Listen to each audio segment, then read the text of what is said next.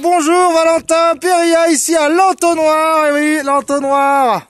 Voilà l'entonnoir, c'est juste derrière moi là. Voilà.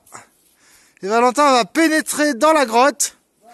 Il est 8 h du matin, il fait un temps superbe, la neige fraîche et Amandine, bonjour Amandine. Salut. Et c'est l'entonnoir, la grotte qu'il faut voir.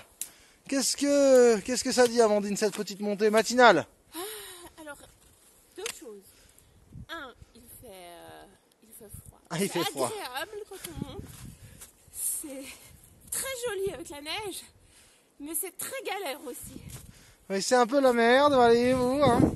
L'ébouli est recouvert d'une double couche de neige, une première gelée, une deuxième poudreuse. Voilà la cascade du Pas du Roc qui ne coule pas. Et nous sommes partis pour une journée à l'entonnoir. La grotte à revoir et nous allons le voir aujourd'hui. Allez, bienvenue avec nous. Tixotrope, donc on a été resté là. Ça c'est la lucarne qu'on avait vue avec Alain, de l'autre côté quand il est encore en vie, voilà.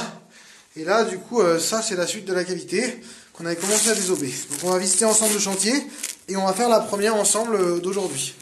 Donc là c'est le chantier, voilà, avec tous les trucs de chantier quoi. Allez on avance. Donc là c'est le boyau qu'on avait désobstrué l'année dernière. Voilà. Bon, allez. Je vais mettre ma main un peu mieux, voilà, donc on voit bien le boyau. Voilà. Là on avance, il y a un très fort courant d'air aspirant, d'accord. Très fort courant d'air aspirant, voilà. Hop. Voilà, ça c'est le chantier. Ah ben il n'a pas pris la massette. Ah, je vais la ramener parce que il va falloir la massette. Il va en avoir besoin.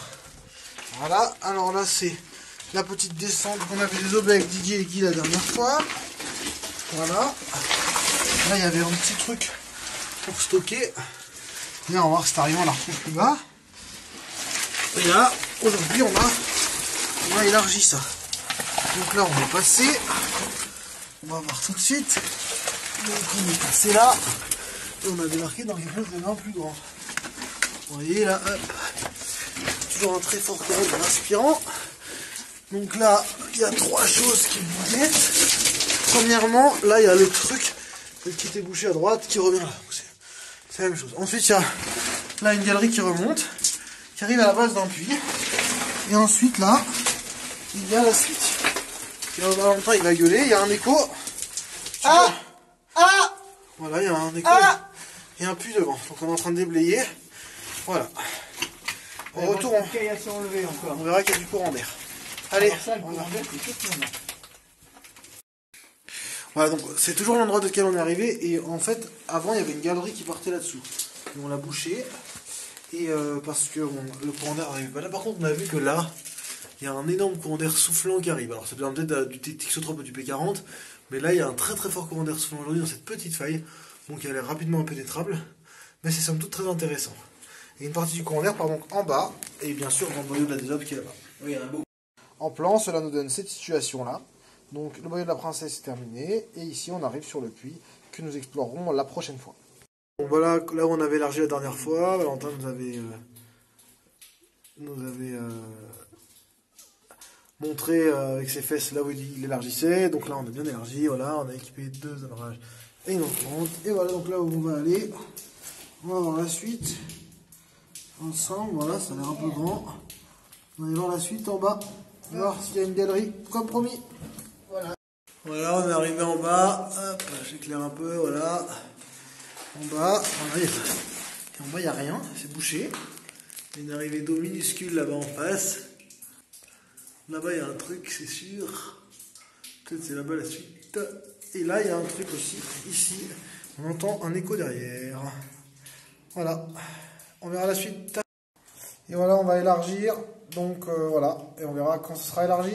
Vous allez voir, tadadam, les Guy qui remontent le puits. Et voici donc le résultat magnifique. Regardez, hop, c'est élargi. On verra dans 5 minutes comment ça va passer. Voilà, on voit le courant d'air et la cigarette qui aspire terriblement. C'est là-bas, la suite de la cavité. Voilà, donc ça y est, on passe. Valentin, il y a la tête du puits. Gueule, Valentin, pour qu'on voit. Ah! Ça va, il n'y a pas un écho monstrueux. On passe, ça y est, le puits est là. Mais oui, ça passe. On va juste équiper. Combien le puits? 7-8 mètres? Ouais, j'ai du mal à estimer. Et j'arrive pas à bien voir le fond, parce que j'ai l'impression que le fond, il est un peu juste en dessous de nous, là. Voilà, je vois rien. La galerie de la princesse donnait donc sur un puits, le puits de la soufflette, que nous appelons puits de la soufflette car nous avons découpé une soufflette qui appartenait à Alain. En bas, il y a une étroiture et un nouveau P10 que nous avons dû élargir l'étroiture, que nous allons descendre la prochaine fois. Et donc, c'est très intéressant parce que le courant d'air s'enfile bien dans ce P10. En plan, ça donne cette situation-là. On a une petite arrivée en haut du P7 de la soufflette qui pourrait correspondre au siphon et à la galerie qu'on a bouchée depuis la salle précédente. Donc voilà, c'est une chance importante à l'entonnoir et ce sera ça à descendre la prochaine fois. Et après avoir fait dodo sous terre, nous sortons de la cavité. Alors Valentin, cette sortie, Ah, c'était bien, ouais. qu'est-ce qu'on a trouvé? Oh, un puits de 10 mètres. Enfin, non, pas 5.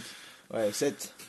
Et on va trouver la prochaine fois un autre puits. Voilà, alors on sort et on va voir la vallée. Voilà, on est sorti de l'entonnoir. Ouais, c'est fini. La falaise, magnifique. Et bien sûr, la cascade du Pas du Roc qui ne coule pas et la vallée. On a passé la nuit confiné. Il n'y a pas trop d'épaisseur de neige.